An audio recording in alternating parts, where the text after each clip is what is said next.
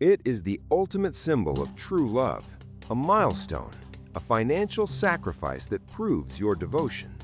Millions of men across America will get down on one knee this year, holding a small velvet box containing a diamond ring.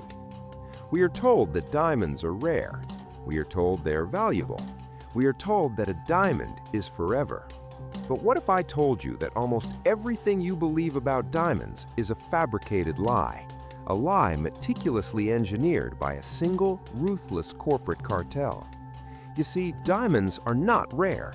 They are not a good investment. And before the 1930s, almost nobody in America used them for engagement rings. You haven't been buying a precious gemstone. You have been buying a multi-billion-dollar psychological marketing trick.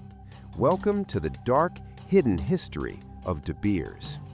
To understand the scam, we have to go back to the late 1800s. Before this time, diamonds actually were incredibly rare. They were found only in small quantities in riverbeds in India and Brazil. They were exclusive to kings, queens, and the ultra-elite. But in 1870, everything changed. Massive diamond mines were discovered in South Africa. Suddenly, the market was flooded. The investors behind these mines panicked. They knew a basic law of economics: if something is abundant, it becomes worthless. To prevent the price of diamonds from crashing to zero, the major mining companies realized they could not compete with each other. Instead, they joined forces and created a single global monopoly.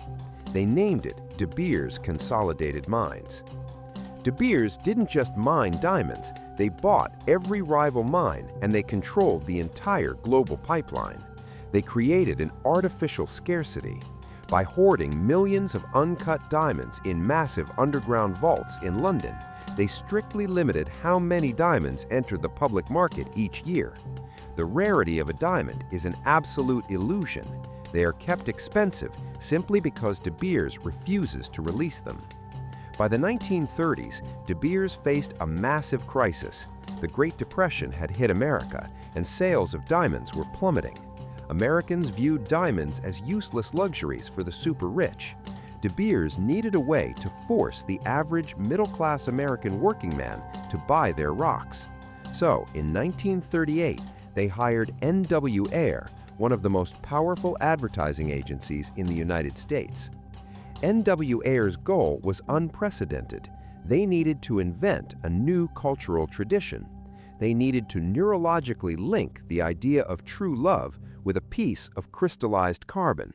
They launched the most aggressive psychological marketing campaign in human history.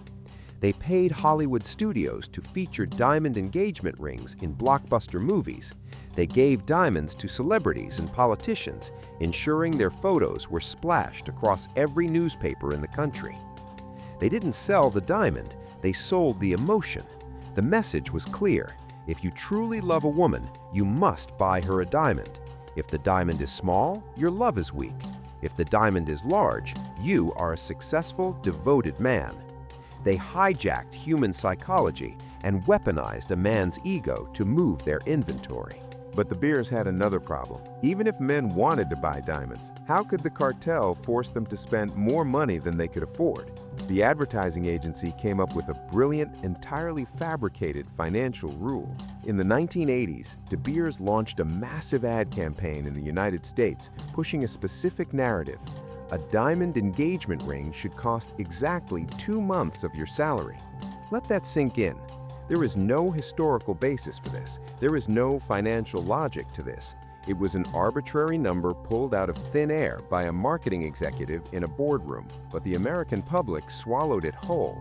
Millions of men willingly drained their savings accounts or went into severe credit card debt simply because a corporate advertisement told them it was the socially acceptable standard. They turned a financial sacrifice into a mandatory cultural tax. Perhaps the greatest trick De Beers ever pulled was convincing the world that a diamond is an investment. In 1947, they coined the phrase, "A diamond is forever." It is widely considered the greatest advertising slogan of the 20th century. It sounds romantic, but its true purpose was entirely financial. De Beers knew that if people started selling their used diamonds, the market would flood and prices would instantly collapse.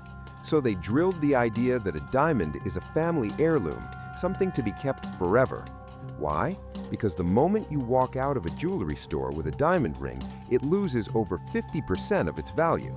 Try selling your diamond back to the jeweler you bought it from. They won't pay you what you paid for it, because they can buy fresh diamonds wholesale. A diamond is not an asset. It is not an investment. It is a depreciating retail product, marked up by hundreds of percent. De Beers created a global monopoly out of thin air. They convinced the working class to hand over months of their labor for a shiny rock that has no intrinsic value. It is the ultimate proof of how easily the human mind can be programmed by the corporate matrix. If you want to stop falling for corporate traps, you have to start studying how the matrix actually works. The system is designed to take your money. Your job is to learn how to keep it. For daily financial hacks, business breakdowns, and the secrets the mega corporations don't want you to know, make sure you hit that subscribe button and protect your wealth.